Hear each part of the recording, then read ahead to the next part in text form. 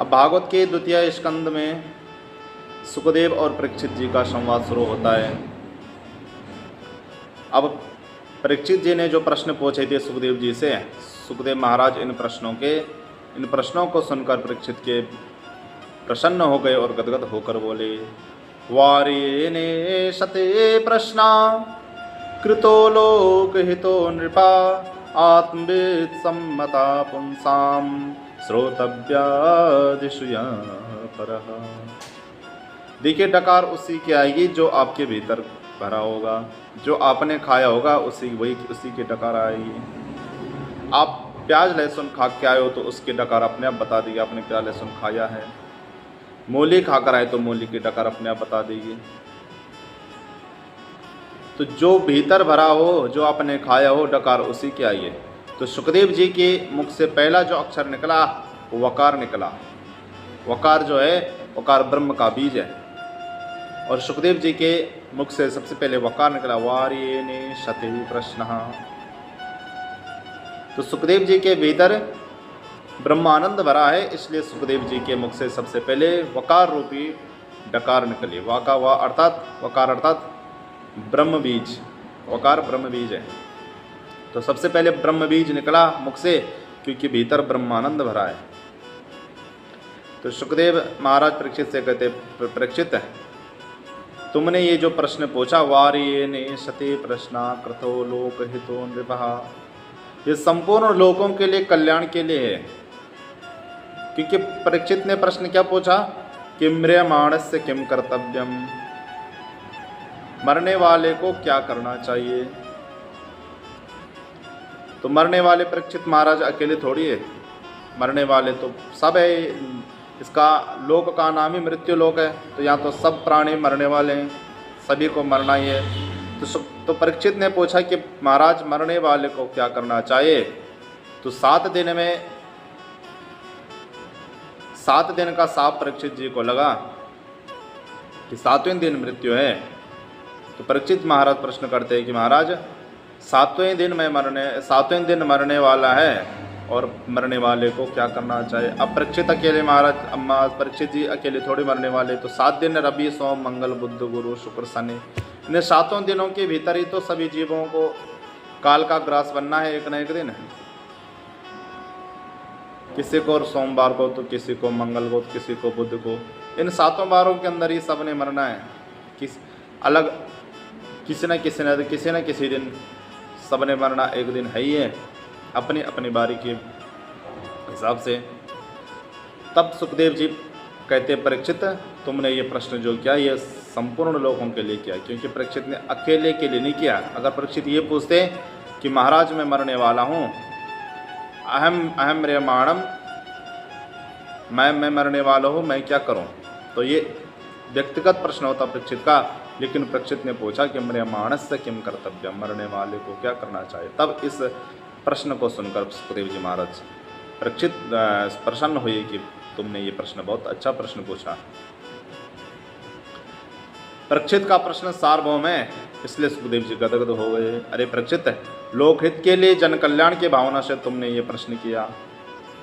अरे ये जो अभागा जीव है, ये मोहग्रसित हो रखा है। जितने भी अपने बारे में सोचने का समय नहीं है जीव को, मनुष्य को विशेषकर अपने बारे में सोचने का समय नहीं है। बचपन से लेके और मृत्यु तक, जन्म से लेके मृत्यु तक अपने बारे में कभी नहीं सोचता, हमेशा दूसरों के बारे में सोचता है। मरने वाला भी होगा, मरने वाला भी है, फिर भी यही सोच रहा है कि अब इतना बड़ा कारोबार कौन संभालेगा, इतना बड़ा परिवार है, अब कौन संभालेगा, मेरे बाद इनका क्या होगा। मरने वाला है फिर भी अपने बारे में नहीं सोच रहे, फिर भी दूसरों के बारे में ही सोच रहे हैं। तो ये मोहग्रसित जीव के लक्षण है, जो मोह से ग्रसित है। हमेशा जीवन भर दूसरों के लिए कमाया और दूसरों के पेट के लिए ही कमाया, जिंदगी भर पैसा कमाया और परिवार का पेट भरा। बस इसी में मानव ने सारा जीवन बर्बाद कर दिया। निद्रया हेयते नक्तम विव्योयायेन चावये दिवाचार्थे हये राजन कुटुम्बाभरणेन वा। इसलिए परीक्षित, जो प्राणी वास्तव में मृत्यु भय से मुक्त होना चाहते हैं उसे 3 बातों का अभ्यास करना चाहिए। 3 बातों का अभ्यास क्या? तस्मा सा भारत सर्वात्मा भगवानीश्वरो हरिः श्रोतव्या कीर्तव्यश्चा स्मर्तव्य शेषता भयम्। मृत्यु से जो अभय चाहता है, मृत्यु से जो अभय चाहता है वह माधव की शरण में जाए, माधव की शरण में आए। बिना मृत्यु से कोई, क्योंकि माधव के शरण में आए बिना कोई मृत्यु से कोई बच नहीं सकता। तो माधव के शरण में आने के लिए क्या करें?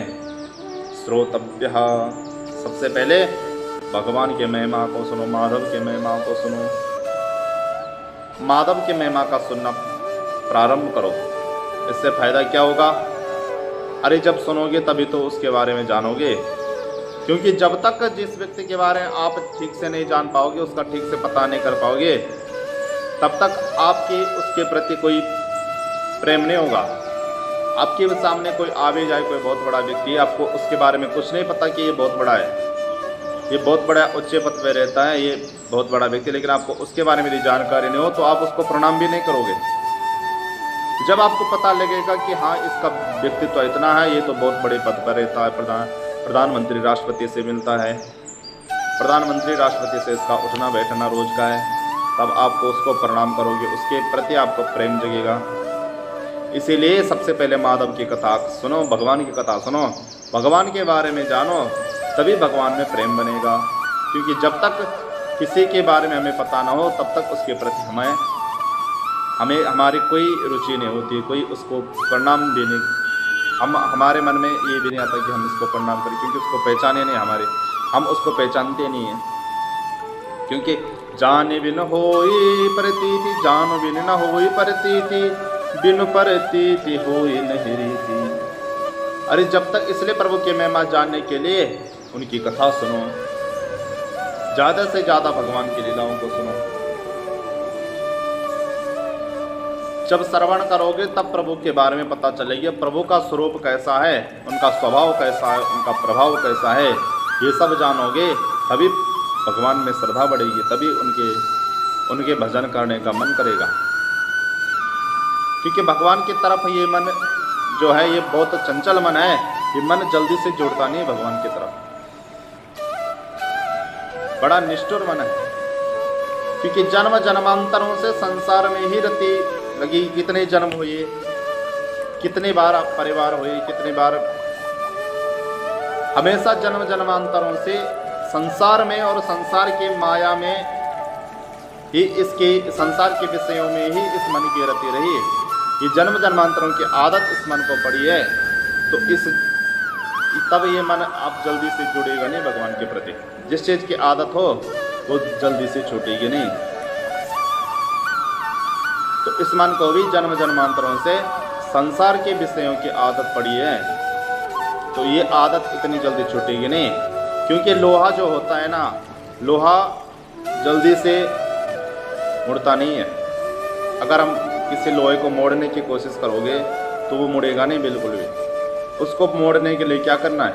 उसको मोड़ने के लिए सबसे पहले उसको गर्म आग में तपाते हैं। जब वो गर्म हो जाता है, लाल हो जाता है, उसमें द्रव्यता आ जाती है, फिर आप एक हथौड़ा मार दो, आप जहाँ चाहे उसको मोड़ सकते हो, अब उसमें द्रव्यता आ गई। उसी प्रकार सबसे पहले इस मन को भगवान की प्रेम, सबसे पहले इस मन को भगवान की कथाओं को सुनाओ, माधव की कथा सुनाओ।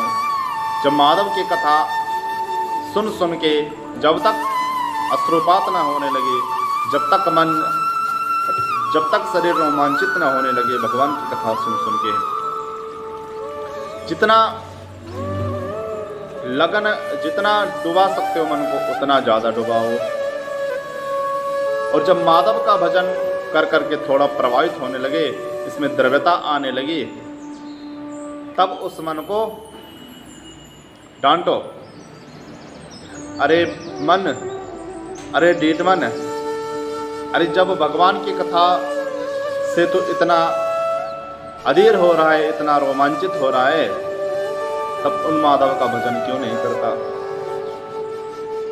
जैसे तुलसीदास ने कहा था, तुलसीदास भी अपने मन को रामायण में कई बार तुलसीदास अपने मन को समझा रहे हैं। एक बार तुलसीदास जब राम जी और विश्वामित्र, लक्ष्मण, अहिल्या के उद्धार करने के लिए गए, तब भी तुलसीदास अहिल्या का उद्धार करके तब तुलसीदास अपने मन को डांटते हैं कि अरे मन, जो प्रभु इतने दयालु है कि हजारों सालों से पाषाणवत वह अहिल्या पड़ी है, पत्थर के रूप में पड़ी है, और भगवान राम इतने दयालु हो कि वहीं जाकर उन पर दया करके उनका उद्धार कर दिया। तब तुलसीदास जी कहते हैं, अस प्रभु दीन बंधु हरि कारण रहित दयाल, तुलसीदास सटती मति भज छाड़ कपट जंजाल। सठ जो शब्द है, तुलसीदास सटती ते भजे छाड़े कपट जंजाल। तुलसीदास ने जो सठ शब्द का यहाँ पर उपयोग किया है वो अपने मन के लिए किया है। तुलसीदास जी कहते हैं, अरे मन ढीठ है, अरे जिन प्रभु की महिमा और जिन प्रभु की कथा लिखते लिखते या पढ़ते पढ़ते तो इतना व्याकुल हो रहा है, जो प्रभु बिना कारण के इतने दयालु हुए, ऐसे प्रभु के जब भजन करने की बारी आती तब तो भाग क्यों जाता है? तब इनका भजन क्यों नहीं करता?